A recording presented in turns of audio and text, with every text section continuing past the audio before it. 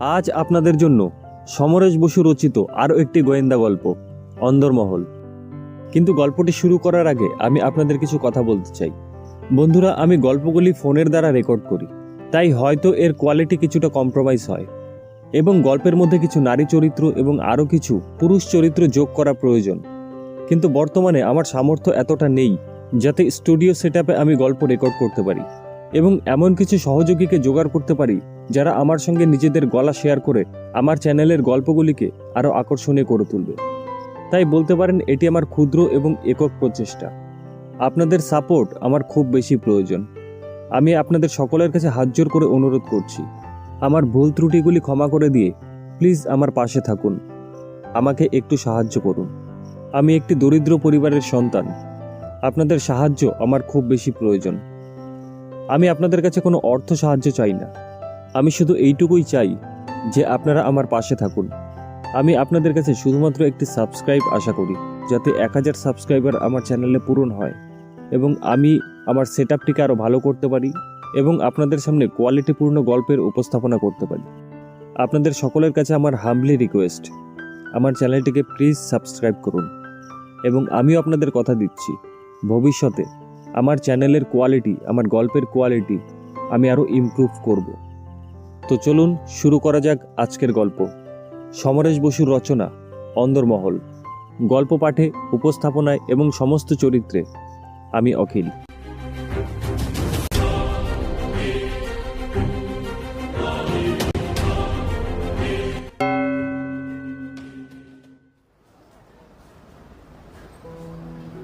অশোক ঠাকুর বসেছিল বাইরের বৈঠকখানা বাড়িতে, ওর নিজের ঘরে। বেলা 11টা বেজে গিয়েছে। রবিবার ছাড়া কোনোদিনই সকালবেলায় আড্ডা জমে না। বন্ধুবান্ধবরা অধিকাংশ চাকরিজীবী অথবা অন্য কোনো পেশায় আছে। যারা বেকার তারাও নানা ফিকিরে থাকে, ফলে যাকে বলে উইকডেজ, সেই দিনগুলিতে সকালবেলা ওর ঘর ফাঁকাই থাকে। অবশ্য অজাকান্ত, যার ডাকনাম ফটিক, সে ছিল। ফটিকেরও আর বেশি দিন সকালবেলা আড্ডায় উপস্থিত থাকা চলবে না। সিএ করবার পরে এখনও তার বসে থাকার কথা নয়, কিন্তু মনের মতো একটা ফার্ম বা সেরকম ভালো সিএ কাম লয়ার জুটছে না, যার আর্টিকেল হিসাবে সে কাজ করতে পারে। অথচ ফটিক আরও একটা বিষয়ে ভালো রকম অনুশীলন করেছে, যা দিয়ে ও জীবন জীবিকার কথা ভাবে না, তা হলো ক্যারাটে।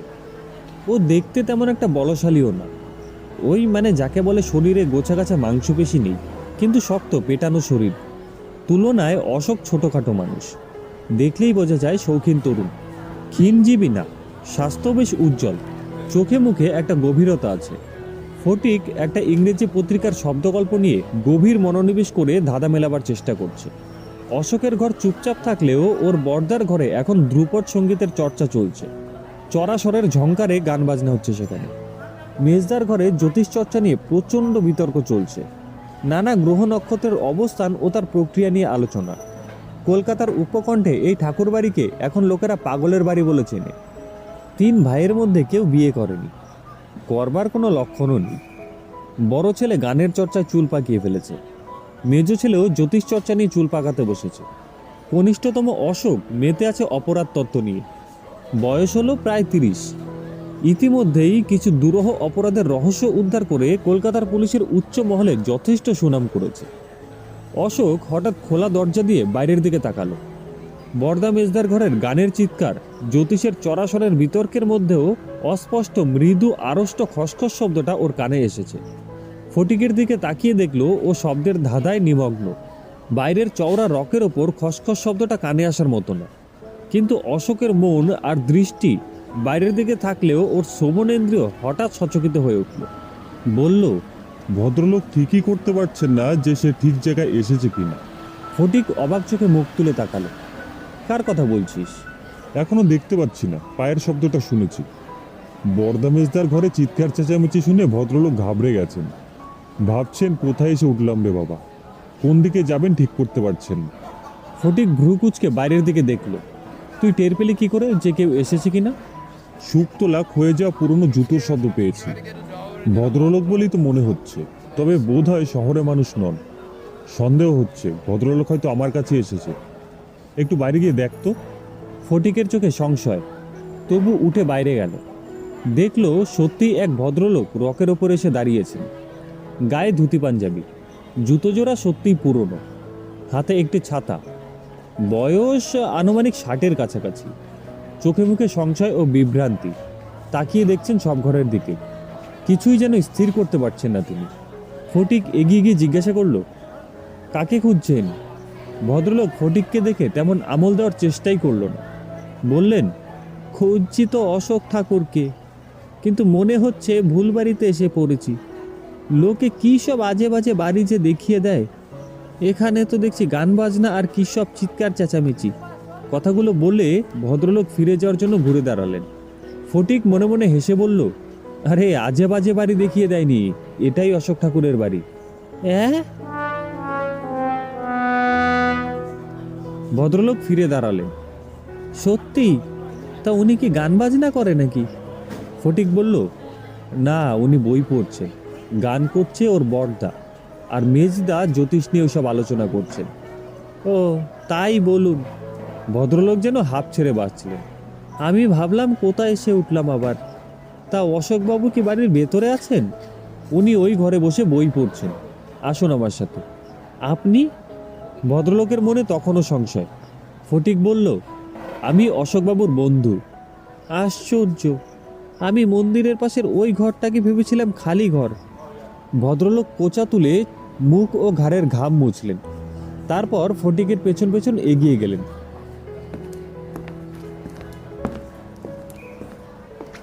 ফটিক আর বলল না যে অশোক আগেই ভদ্রলোকের আশাটা টের পেয়েছেন। ভদ্রলোক অশোকের ঘরের সামনে এসে দাঁড়ালেন। মাদুরের ওপরে শতরঞ্জি পাতা, গোটা কয়েক তাকিয়া এদিক ওদিকে ছড়ানো, কিছু বইপত্র ম্যাগাজিন এদিক ওদিক এলোমেলো ছড়ানো ছেটানো আছে। অশোক তাকিয়ে হেলান দিয়ে পা ছড়িয়ে দিয়ে বই পড়ছিল। সোজা হয়ে বসে কপালে 2 হাত ছুঁয়ে ভদ্রলোককে ডাকলেন, আসুন। ভদ্রলোক জুতো জোড়া বাইরে খুলে ছাতা নিয়ে ঘরের ভেতরে ঢুকলেন। অশোক বলল, আসুন, বসুন। আমার নাম অশোক ঠাকুর। আশ্চর্য, আপনার বয়স এত কম ভাবতে পারিনি। ভদ্রলোক বিস্ময়ে নমস্কার করতেই ভুলে গেলেন। অশোককে দেখতে দেখতে ছাতাটা পাশে রেখে বসলেন। অশোক হেসে বলল, মনে হচ্ছে অনেক দূর থেকে এসেছেন। হ্যাঁ, তা আসছি। ভদ্রলোক অবাক চোখে তাকিয়ে বললেন, প্রথম ট্রেন ধরে এসেছি। অশোক বলল, বুঝেছি, পাড়াগাঁয়ের রাস্তা, বেশ খানিকটা হেঁটে স্টেশনে এসেছেন। কি করে বুঝলেন? ভদ্রলোক আরও অবাক হলেন। অশোক বলল, আপনার জুতো, ছাতা, জামা কাপড় এসব দেখেই বোঝা যাচ্ছে। তা কোথা থেকে আসছেন? মনে হচ্ছে রাস্তায় বৃষ্টিও হয়েছে, কাদামারি আসতে হয়েছে আপনাকে। ভদ্রলোক নিজের জামা কাপড় দেখলেন, ছাতাটাও দেখলেন, বাইরে রাখা জুতো জোড়ার দিকেও লক্ষ্য করলেন। অবাক হেসে বললেন, ঠিকই বলেছেন, আসছি পাটুলি থেকে। হুগলির পাটুলি নয়, বর্ধমানের পাটুলি। আমার নাম ব্রজনাথ রায়। আসলে শাণ্ডিল্য গোত্রীয়, নবাবী আমলে পাওয়া রায় উপাধি। আদিবাড়ি ছিল মুর্শিদাবাদ, তা আজ থেকে 100 বছর আগে হবে। তারপরে পাটুলি। লোকে আমাদের এখনো জমিদার বলে, তবে তালপুকুরে ঘটি ডোবে না, এরকম অবস্থা। 3 শরিকে ভাগাভাগি, জমি যা আছে কোনো রকমে চলে যায়। তবে ছেলেরা চাকরি বাকরি ব্যবসাও করে, আর 2 দাদা মারা গেছেন। রায়বাড়িতে বড় বলতে এখন আমিই আছি। বড় শরিক বলতে আমার ভাইপো নীতিশ রায় ছিল, 3 সপ্তাহ আগে খুন হয়েছে।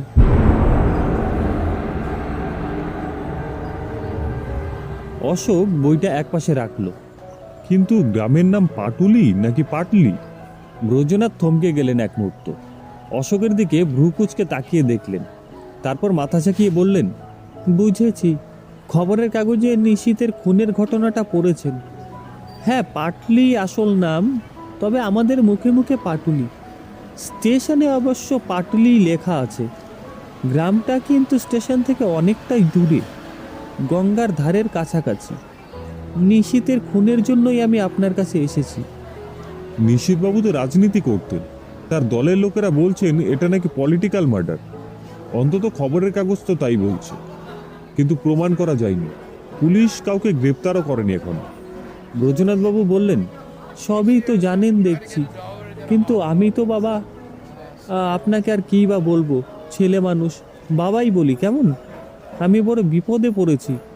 বিপদ না বলে বলতে পারেন যে আমার নামে একটা জঘন্য অপবাদ দেওয়া হয়েছে। আমি নাকি নিশীথকে লোক লাগিয়ে খুন করেছি। পুলিশের মতিগতিও সুবিধের নয়, তারাও সেই রকম সন্দেহ করছে। আমাকে থানায় ডেকে জিজ্ঞাসাবাদও করেছে। আর বুঝুন, থানা কি এখানে? সেই পূর্বস্থলীতে। কারা বলছে আপনি খুন করিয়েছেন, আর কেনই বা বলছে? অশোকের দৃষ্টি ব্রজনাথের চোখের দিকে। ব্রজনাথ বললেন, কারা আবার? নিশীথের ভাই বোন কেউ নেই, বিয়েও করেনি।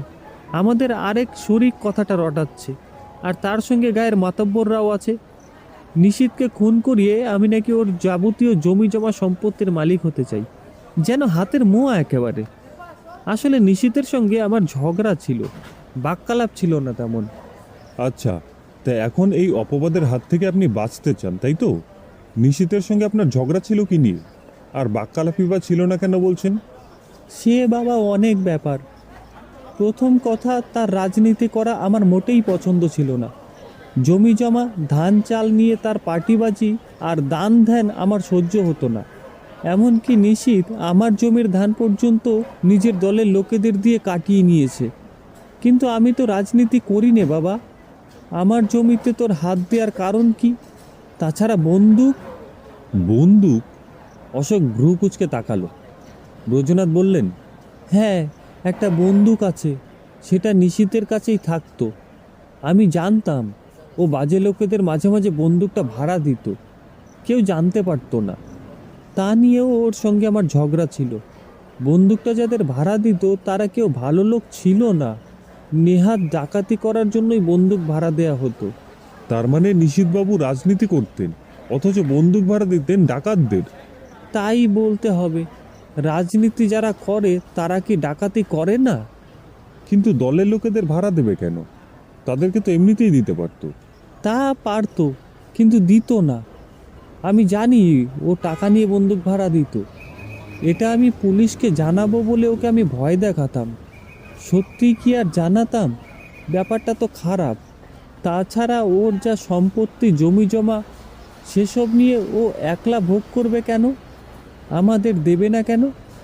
চোখের সামনে দেখছিস আমরা কষ্টে আছি, অথচ তুই কতগুলো উড়নচণ্ডী বদমাইশকে ধান টাকা দিয়ে পুষছিস। লোকেরা সবই জানতো।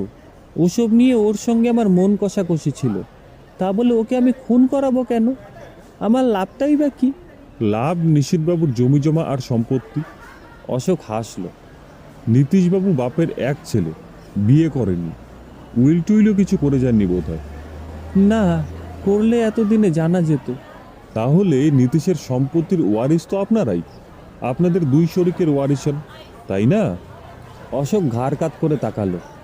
ব্রজনাথ বললেন, ব্যাপারটা তো তাই দাঁড়াচ্ছে, আর সেই জন্যই আপনার কাছে এসেছি। প্রমাণপত্র কিছু নেই, অথচ আমার নামে অপবাদ দেওয়া হয়েছে নীতিশকে আমিই খুন করিয়েছি। মতলবের দিক থেকে দেখতে গেলে আমরা দুই শরিক মিলে ওকে খুন করাতে পারি। অন্য শরিকের কথা জানি নে, আপনাকে বলতে এসেছি আমি খুন করাইনি। বরং নীতিশকে মনে মনে ভালোবাসতাম। শত হলেও ওর বাবার পরে আমিই তো অভিভাবক। আমি ওর ছোট কাকা।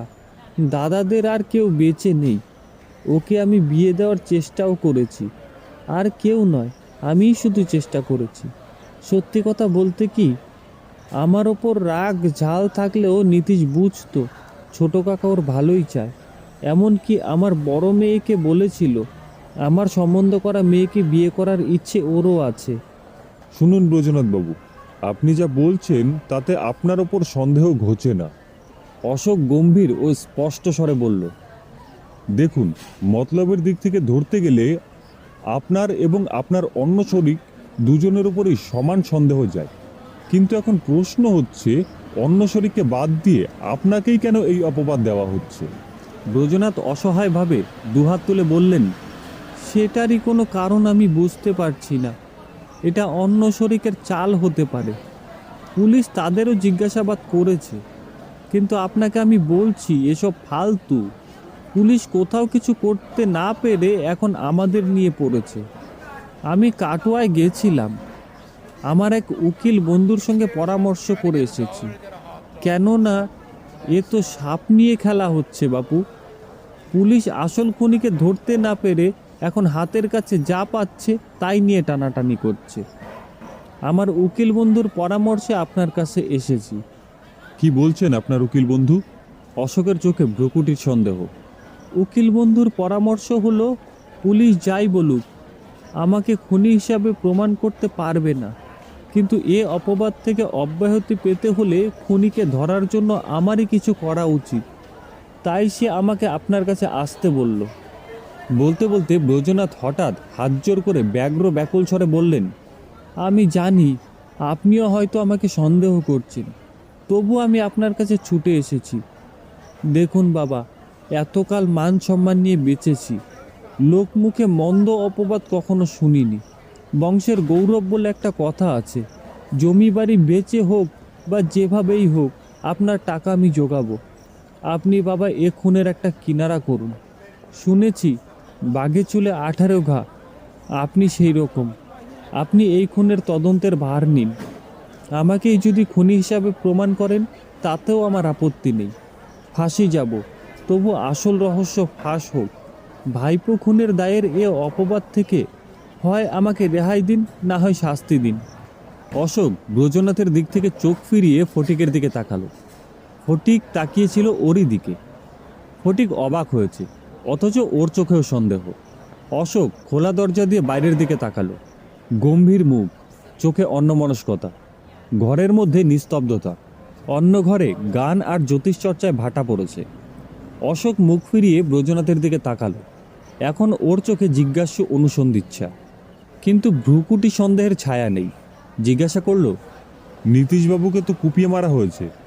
হ্যাঁ, গলায় ধারালো দা বা কুরুল এরকম কিছু দিয়ে কুপিয়ে মেরেছে। বাড়ির সামনের অংশে বাগানে বসেছিল, প্রায়ই চেয়ার পেতে সন্ধেবেলায় ওখানে বসতো। ওর বন্ধুরাও আসতো সেই সময়, রাত্রি অবধি আড্ডা হতো। নীতিশ তো আমার গ্রামের স্কুলেই পড়াতো, লেখাপড়ায় তো খারাপ ছিল না, বর্ধমান ইউনিভার্সিটি থেকে MA পাশ করেছিল। ঘটনাটা ঘটে কখন? ওই সন্ধেবেলাতেই।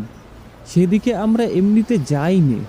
ওর বাবার আমলের চাকর বুড়ো পিতু কয়েকটা চেয়ার এনে দিত, আর একটা টেবিল আর হ্যারিকেন। বন্ধুরা আস্তে আস্তে সন্ধে উতরে যেত, আড্ডা চলতো অনেকক্ষণ। ব্রজনাথ থেমে গেলেন। অশোক কোনো কথা বলল না, ব্রজনাথের মুখের দিকে তাকিয়ে রইল। ব্রজনাথ একটু গলা খাঁকড়ি দিয়ে বললেন, কোনোদিন চোখে দেখিনি, তবে শুনেছি রাত্রে নাকি ওরা মদ খেত, কিন্তু খুনের দিন মদের বোতল টোতল কিছুই ছিল না। বন্ধুরা আসার আগেই যা ঘটার ঘটে গেছিল। অশোক বলল, তার মানে খুনি ওত পেতেই বসেছিল, তাই না?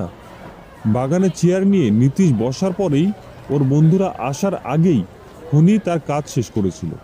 ঠিক তাই, কারণ বন্ধুরা আসার আগে পিতু হ্যারিকেন নিয়ে এসে নীতিশকে গলা কাটা অবস্থায় দেখতে পেয়ে চিৎকার করেছিল। গলা কাটা মানে কি? একেবারে বলি নাকি? না না, ধর্মুণ্ড আলাদা হয়নি, চোয়ালের নিচে গলার ধার দিয়ে কোপ মেরেছিল। ব্রজনাথের মুখে যন্ত্রণার ছাপ, গলার স্বর রুদ্ধ হয়ে এলো। মাথার পেছন দিকেও একটা কোপ লেগেছিল, কিন্তু গলার কোপেই মারা যায়। নীতিশ চেয়ারেই বসেছিল, উঠতেও পারেনি, পড়েও যায়নি। পিতুই তাহলে প্রথম দেখেছিল। পুলিশ কখন আসে? পুলিশ খবর পেয়ে আস্তে আস্তে পরের দিন ভোরবেলা। নীতিশ তখনও সেইভাবেই পড়েছিল? হ্যাঁ, কেউ ছোঁয়নি, তবে সারা রাত লোকজন ভিড় করেছিল। যারা সন্ধেবেলায় আসতো তারা এসেছিল? হ্যাঁ, সকলেই এসেছিল। তারাই থানায় গিয়ে খবর দেয়। তাদের ধারণা নীতিশকে ওদের বিরোধী রাজনৈতিক দলের লোকেরা মেরেছে। তা নিয়ে পোস্টারও পড়েছে। পুলিশ কি বলছে? তারা তদন্ত করেই চলেছে। ব্রজনাথ অসহায়ভাবে হাত তুলে বললেন, কিন্তু কোনো কুল কিনারা আর করতে পারছে না। কাউকে অ্যারেস্টও করেনি।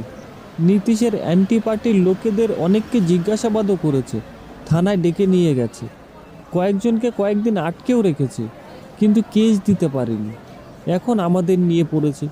কি বিপদ বলুন তো। বিশেষ করে আমাকেই তাদের সন্দেহ বেশি, কারণ নীতিশের সঙ্গে আমার মন কষাকষি ছিল, বাক্যালাপ ছিল না। আর ও মরলে আমার লাভ, কি বলবো বলুন তো। অশোক আবার কিছুক্ষণ চুপ করে থেকে জিজ্ঞাসা করলো, আপনার কাকে সন্দেহ হয়? আমার? ব্রজনাথ একটু না ভেবে বলল, আমি নিশীথের দলের লোকেদেরও বিশ্বাস করি না। তাদের মধ্যে কার মনে কি ছিল কে বলতে পারে। বিশেষ করে ও যাদের বন্দুক ভাড়া দিত তাদের সঙ্গে কোনো রকম বিবাদ হতে পারে, আবার ওর অ্যান্টি পার্টির লোকেরাও মারতে পারে। তার একটা কারণ আছে। বেলেরহাটের একজনকে তার কিছুদিন আগে গুলি করে মারা হয়েছিল। সে ছিল নিষিদ্ধের অ্যান্টি পার্টির লোক। এটা তার বদলা হতে পারে। সেই গুলি করার ব্যাপারে পুলিশ কাউকে গ্রেপ্তার করেছে? করেছে, 10 জনকে গ্রেপ্তার করে চালান দিয়েছে, কেসও হয়েছে। তাদের কাছে কি বন্দুক পাওয়া গেছিল? শুনেছি কোনো বন্দুক পাওয়া যায়নি, তবে তাদের বাড়ি তল্লাশি করে একটি পাইপ গান আর কয়েকটা বোমা পাওয়া গেছিল। বেলেরহাটের লোকটিকে কি পাইপ গান দিয়ে গুলি করা হয়েছিল? তা তো বলতে পারি না বাবা। ব্রজনাথ মাথা নাড়লেন। শুনেছি তাকে গুলি করে মারা হয়েছে, আর কয়েকজন সাক্ষীও দিয়েছে। নিষিদ্ধের খুনের কোনো সাক্ষী পাওয়া যায়নি? না, সাক্ষীর মধ্যে একমাত্র পিতু, যে ওই অবস্থায় নীতিশকে দেখেছিল। অশোক ফটিকের দিকে তাকালো। ফটিক বলল, কিছুই তো বোঝা যাচ্ছে না হে। পুলিশের ভূমিকাটা কি? খুনিকে কি কভার করছে? কভার করলেও 3 সপ্তাহের মধ্যে একটা কেস দাঁড় করাতে অসুবিধাটা কি? অশোক ঠোঁট টিপে হেসে বলল, উদরপিণ্ডি বুদর ঘাড়ে চাপাতে না পারার কোনো কারণ তো দেখিনি। ডিস্ট্রিক্ট অথরিটি বা চুপ করে আছে কেন? ব্রজনাথ তাড়াতাড়ি বললেন, না বাবা, তা বলা চলবে না। ডিস্ট্রিক্ট ম্যাজিস্ট্রেট নিজে আমাদের গায়ে এসেছিলেন। শুনেছি ওপর থেকে পুলিশকেও চাপ দেওয়া হচ্ছে। সেই চাপ এখন আমার ওপরে। বোঝো ঠেলা। নিশীথবাবুর বন্দুক কোথায়? এখন থানায় নিয়ে গেছে। অশোক বেশ খানিকক্ষণ চুপ করে রইল। তারপর জিজ্ঞাসা করলো, আপনার ভাইপোর চরিত্র কেমন ছিল? মানে মেয়ে মানুষের ব্যাপার। ব্রজনাথ দৃঢ় স্বরে বললেন, কোনো দোষ ছিল না। এমনকি ওর শত্রুও বলতে পারবে না যে নিশীথের চরিত্রে ওসব কোনো দোষ ছিল। মদ খাওয়ার কথা শুনেছি, দেখিনি। কিন্তু বাবা, সে কথা যদি বলেন তাহলে মাঝে মধ্যে তো আমিও একটু আধটু খেয়ে থাকি। অশোক হেসে উঠে বলল, তাই নাকি? হ্যাঁ, মিছে কথা কেন বলবো বাবা।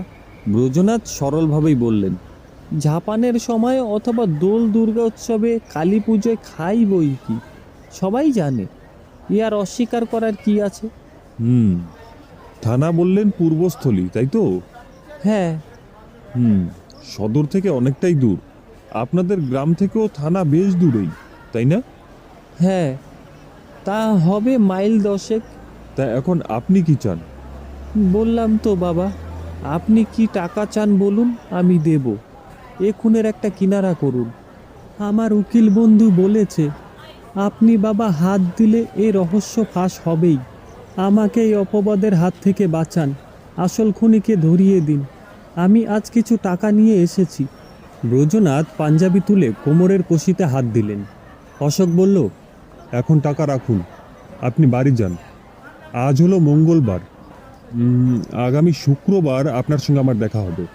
কোথায়? ব্রজনাথ অবাক চোখে তাকালেন। আপনার গ্রামে, আপনার বাড়িতে।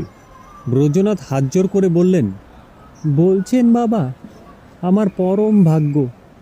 কিন্তু গ্রামে গিয়ে কাউকে কিছু বলবেন না যেন, এমনকি আপনার বাড়ির লোকদেরও না। আমরা 2 বন্ধু যাব আপনার আত্মীয় সেজে। কেবল আপনার গিন্নিকে বলবেন, তা না হলে অসুবিধা হবে। আপনার ছেলেমেয়েরা কোথায়? কেউ নেই বাবা। বড় ছেলে কলকাতায় চাকরি করে, শনিবার রাত্রে যায়, সোমবার সকালে কলকাতায় ফিরে আসে। মেয়েদের বিয়ে হয়ে গেছে। ছোট ছেলে ক্লাস 10-এ পড়ে। আমি বউকে শিখিয়ে রাখব, আপনাদের বাবা বাছা করে ঘরে তুলে নেবে। অশোক হেসে বলল, ঠিক আছে, আপনি এখন আসুন। ব্রজনাথ তবু একটু দ্বিধা করলেন। কিছু টাকা নিয়ে এসেছিলাম। থাক, পরে হবে। একটা কথা বলে যান, নীতিশবাবুকে যে অস্ত্র দিয়ে মারা হয়েছিল সেটা কি পাওয়া গেছে? না, সেই জন্যই তো বোঝা যাচ্ছে না দা দিয়ে না কুরুল দিয়ে মেরেছে। ময়নাতদন্তের রিপোর্টে কিছু জানা যায়নি? আমরা কিছু পাইনি। পুলিশ আমাদের কিছু বলেনি, বলতে চায়ও না। গ্রামের পুলিশ যে কি চিজ তা বাবা আপনাদের শহরের লোককে বোঝাতে পারবো না। অশোক মাথা ঝাঁকিয়ে উঠে দাঁড়ালো।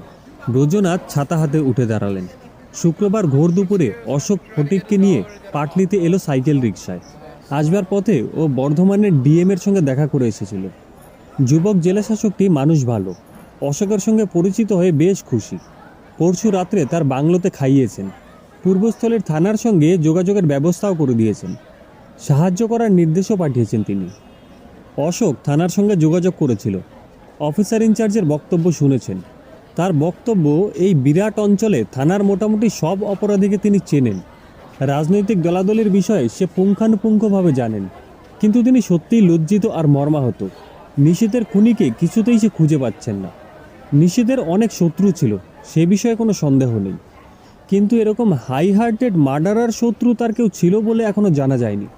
বরং বিরোধী রাজনৈতিক দলের লোকেরাও নীতীশকে সেরকম শত্রু মনে করতেন না, কারণ নীতীশ করবার মতো রাজনীতি করতেন না। তার বন্দুক ভাড়া দেওয়ার কথা অবশ্য থানা কোনোদিনও শোনেনি, শুনলে অনেক আগেই বন্দুক সিজ করে নিত। অনেক ভেবে চিন্তা করেই এখন সন্দেহটা নীতীশের সম্পত্তির দাবি দাবার ওপরে এসে পড়েছে। অশোক অফিসার ইনচার্জকে জানিয়ে এসেছে ওর পাটলিতে যাওয়ার ঘটনাটা যেন গোপন থাকে, লোক পাঠিয়ে খবর দিলেই যেন উনি সদল বলে হাজির হন। অশোক রিক্সাওয়ালার সঙ্গে গোটা পথ কথা বলতে বলতে এসেছে। রিক্সাওয়ালাটি নুগ্ন, গরিব ব্রাহ্মণের ছেলে, বয়স অবশ্যই 40-এর কম হবে না। রুগ্ন বলতে নেশা ভাঙ করে শরীরটিকে জখম করেছে। লেখাপড়া শেখেনি, জমি জমাও নেই, রিক্সা টেনেই যা আয় হয়। নীতীশের খুনের ব্যাপারে তার স্পষ্ট জবাব, ওসব হলো বাবু নিজেদের দলের ব্যাপার, ছোট মুখে বড় কথা কি করে বলবো বলুন?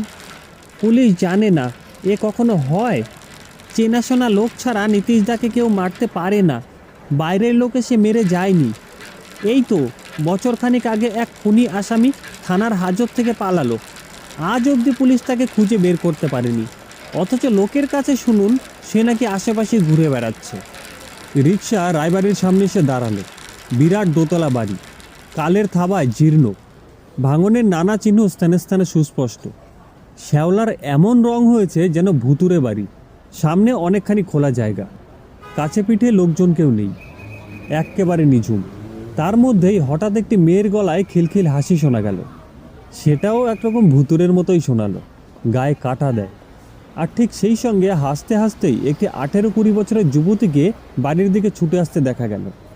তার পেছনে আরেকজন বর্ষীয়সী স্ত্রীলোক, সে দুজনকে তাড়া করে আসছিল। অশোকদের দেখে দুজনেই থেমে গেল। মেয়েটির পরনে ময়লা শাড়ি আর জামা, শরীর ভরা উদ্ধত যৌবন, মুখশ্রী খারাপ নয়, বড় বড় চোখে একটা চটক আছে, মাথার চুল ঝাঁকড়া আর ঘাড় অবধি ছাটা, চোখের দৃষ্টি বুনো আর লাল।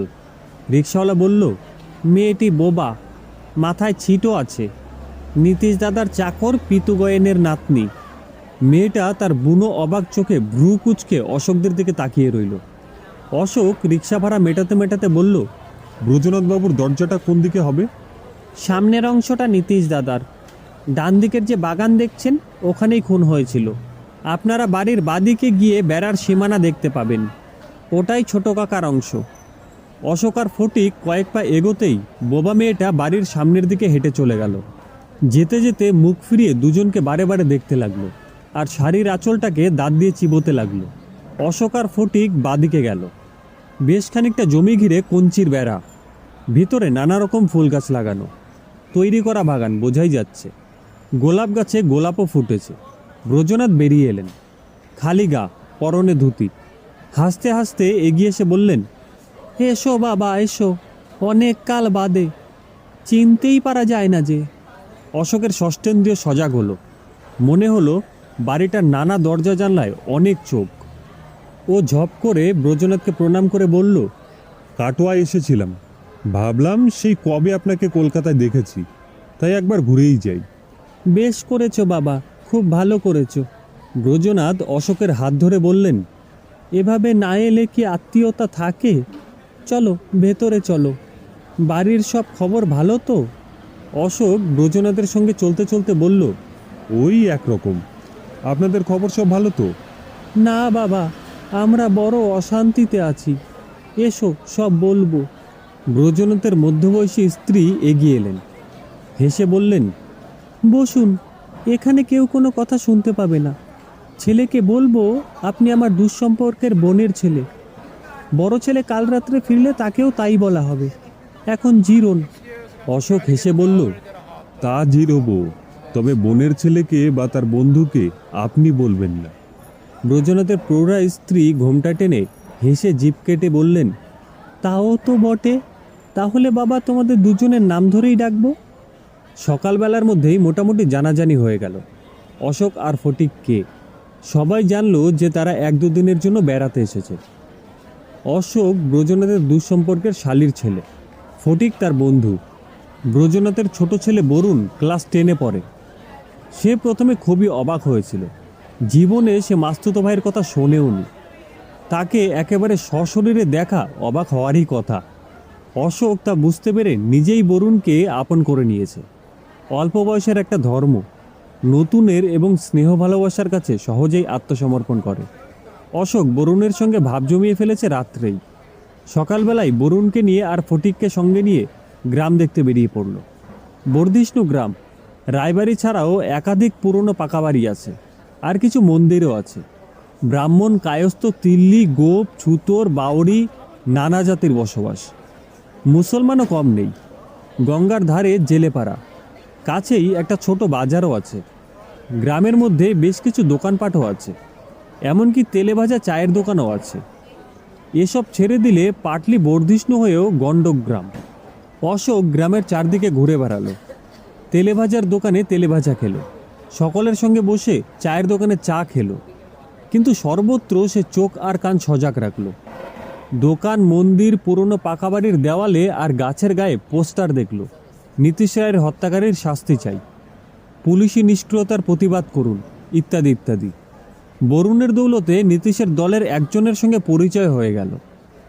বরুণের মাস্তুতো দাদা হিসাবে কিছু কথাবার্তার পর নীতিশের খুনের কথা উঠল। তার দৃঢ় বিশ্বাস বিরোধী দলের লোকেরাই নীতিশকে খুন করেছে।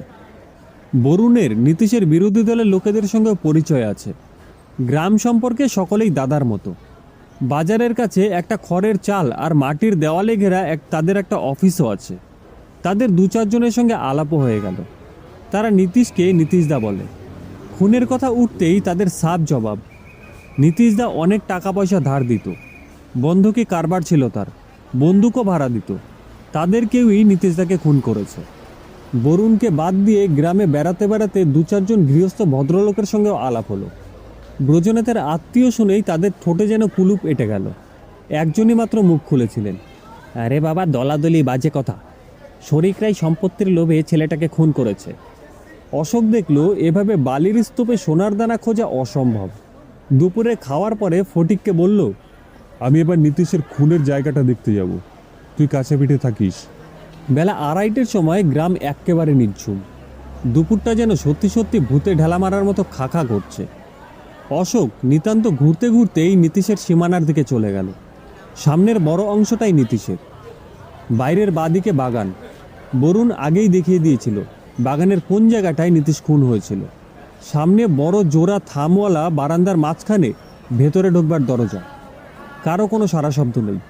ভেতরে নিশ্চয়ই পিতু আর তার পরিবার আছে। অশোক শুনেছে পিতু, পিতুর ছেলে, ছেলে বউ আর তাদের বোবা নাতনি ফুরকি আছে। পিতুর ছেলের বয়স 50-এর ওপর, নাম হীরালাল। তার বউ খাদনি বলতে গেলে নীতিশের সংসার দেখে। পিতু বাকি সব দেখাশোনা করে।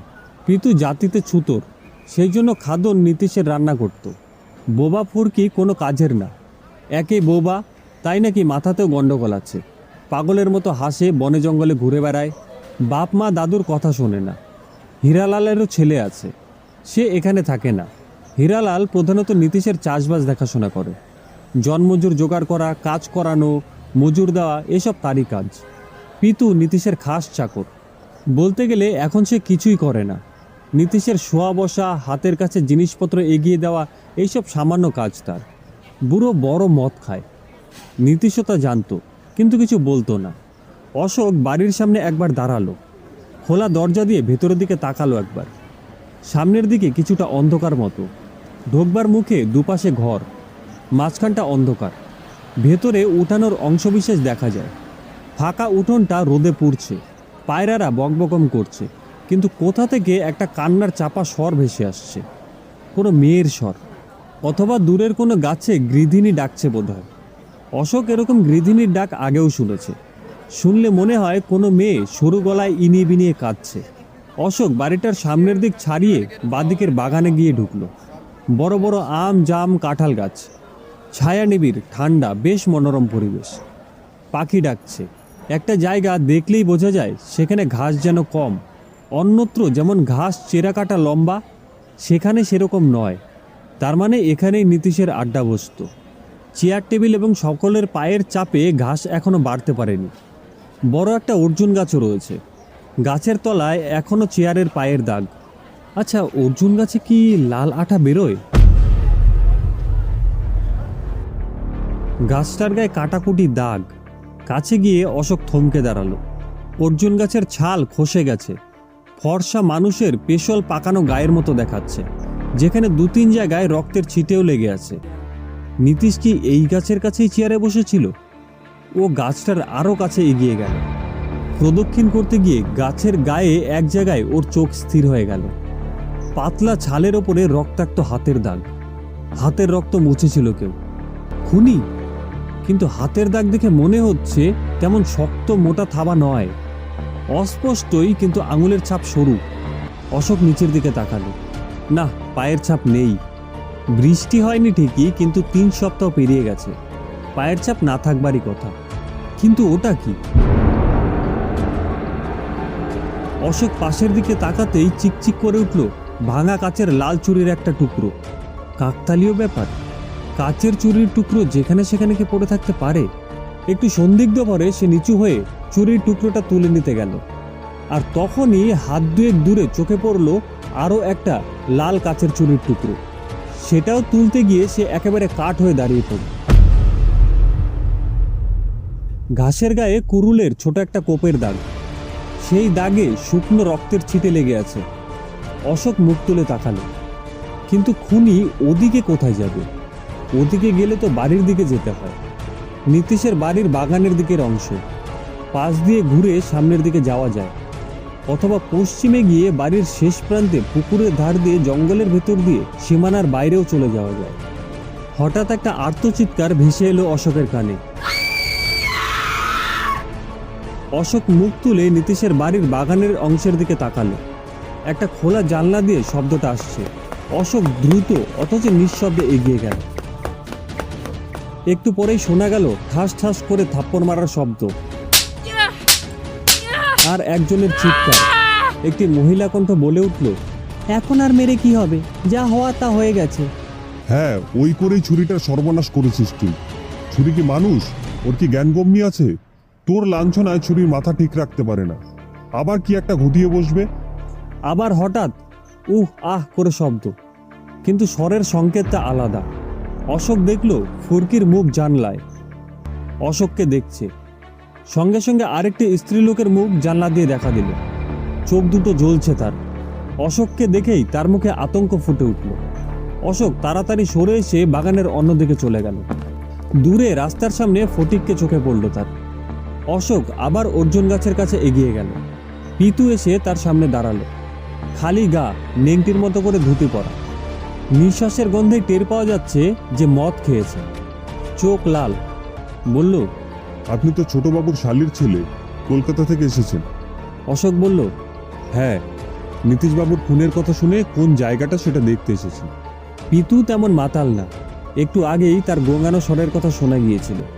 বলল, হ্যাঁ বাবু, এই অর্জুন গাছের নিচেই আমার পিতু ভাই বসেছিল। আমি তার টেবিল পেতে দিয়েছি। ভাই এসে বসেছে। হেরিকেনটা জেলে আনতে গেছি আমি, আর এসে দেখি। পিতুর দন্তহীন চোপসানো ঠোঁট থরথর করে কেঁপে উঠল। গলার স্বর ডুবে গেল। অশোক তাকে জিজ্ঞাসা করল, কি এমন কাজ করতে পারে বলে আপনার মনে হয়? পিতু চোখ মুছে ভাঙা গলায় বলল, ভগবান জানে বাবু, আমার পিতু ভাইয়ের তেমন কোনো শত্রু ছিল না। শত্রু তো নিশ্চয়ই ছিল, নইলে অমন করে কেউ খুন করবে কেন? পিতু বলল, তা বটে, চোখে ভালো দেখতেও পাইনি। সবে তখন সন্ধে হয়েছে। বাতি আনতে আর আমার কতক্ষণ লেগেছে। গেছি, চিমনি মুছেছি, সলতেটা সাফ করেছি। আমার ছেলের বউ দেশলাই জ্বালিয়ে সলতেই তেল দিল। বাতি নিয়ে এসেই দেখে এই অবস্থা। কি বলবো, একটা টু শব্দ পর্যন্ত শুনতে পাইনি। অশোক কথা শুনতে শুনতে আর চোখে দেখল বাগানের দিকে জানলায় ফুরকি আর খাদানের মুখ দেখা যাচ্ছে। তারা এদিকেই তাকিয়ে আছে। অশোকের কপালে গাঢ় চিন্তার রেখা। খাদন আর পিতুর কথাগুলো কানে বাজছে। ফুরকির পেটে বাচ্চা, কোন বাবুর সঙ্গে শুয়েছিল? নীতিশ ছাড়া বাবু কে? সে রাক্ষসী সর্বনাশী কেন?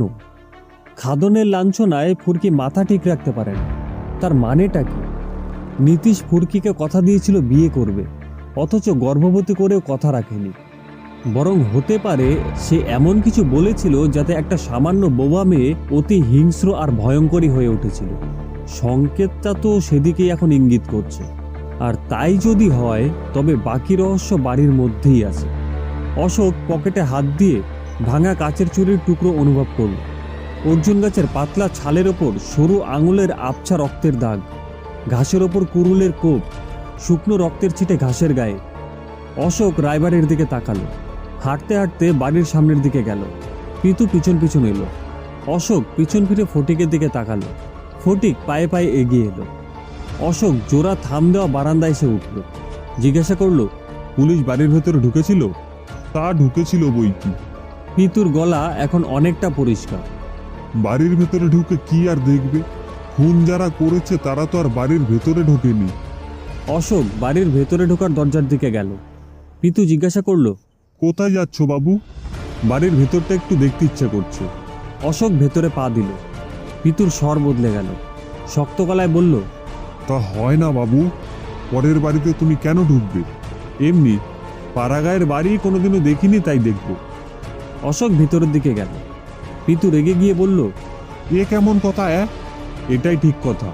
ফটিক সামনে এসে বলল, তুমি এইখানেই আমার কাছে দাঁড়াও। অশোক ভেতরে ঢুকতেই খাদন একটা ঘর থেকে বেরিয়ে এলো। অশোক জিজ্ঞেস করলো, নীতিশবাবু কোন ঘরে থাকতেন? খাদন ভ্রুকুটি চোখে তাকিয়ে ওপরের দিকে আঙুল দিয়ে দেখালো। ওপরের ঘরে থাকতো। কেন? সিঁড়িটা কোন দিকে? অশোক আশেপাশে তাকিয়ে বাঁদিকে দালানের কোণে সিঁড়ি দেখতে পেল। কোনো কথা না বলে সোজা সেদিকে এগিয়ে গেল। খাদন চিৎকার করে উঠল, এ কেমন কথা? আমি এক্ষুনি লোকজন ডাকবো। ডাকবে? ডাকো। অশোক তরতর করে সিঁড়ি বেয়ে ওপরের দিকে উঠে গেল। ওপরের রেলিং দেওয়া বারান্দায় দাঁড়িয়ে দেখলো বাড়ির সীমানা ভাগের উঁচু পাঁচিল। সব ঘরের দরজা বন্ধ, বাইরে থেকে শিকলাটা। অশোক দেখলো সিঁড়ি উঠে গিয়েছে 3 তলার ছাদে। সেদিকে তাকাতেই 3 ধাপ সিঁড়ির ওপরে সেই লাল ভাঙা কাচের চুরির টুকরো। অশোক উঠে গিয়ে তুলে নিল সেটি। সিঁড়ির ধুলোয় পায়ের ছাপ, ছোট মাপের, একটু লম্বা। তার পাশে মোটা থ্যাবড়া পায়ের দাগও রয়েছে। অশোক ওপরে উঠল। ছাদের দরজায় খিল লাগানো। অশোক খিল খুলে ফেলল। ছাদে উঠে দেখলো সেখানেও সীমানার পাঁচিল তোলা। দরজার কাছে কাচের চুরির 3-4 টুকরো ছড়িয়ে আছে। অশোক আশেপাশে চোখ ফেরালো। চিলেকোঠার শিকল খুলে ভেতরে ঢুকলো। ঢুকেই চোখে পড়ল ছোট হাতলের চওড়া কুরুল। ধারালো কুরুলের গায়ে রক্ত শুকিয়ে লালচে হয়ে গিয়েছে। রক্ত লাগা জামা আর শাড়ি কোণে জড়ো করা। ব্রজনাথের কথা মনে পড়ল। ভাইপোর আমার মেয়ে মানুষের দোষ ছিল না, সেদিক থেকে তার চরিত্রের কেউ দোষ দিতে পারবে না। হয়তো কথাটা সত্যি, তবে বোবা ফুরকির উদ্ধত যৌবন নিশ্চিন্তে ভোগ করা মানেই চরিত্র খারাপ নয়।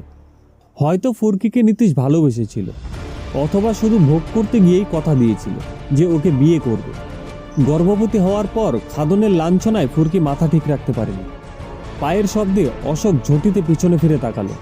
ফুরকি, হাতে কেউটে সাপের মতো ধারালো কাস্তে, লাল চোখ জলজল করছে। সাক্ষাৎ মৃত্যু। ফুরকি কাস্তে তুলে অশোকের মাথা লক্ষ্য করে ঝাঁপিয়ে পড়ল। অশোক চকিতে কয়েক পা পিছিয়ে গেল। ফুরকি কাস্তে হাতে মুখ থুবড়ে পড়ল।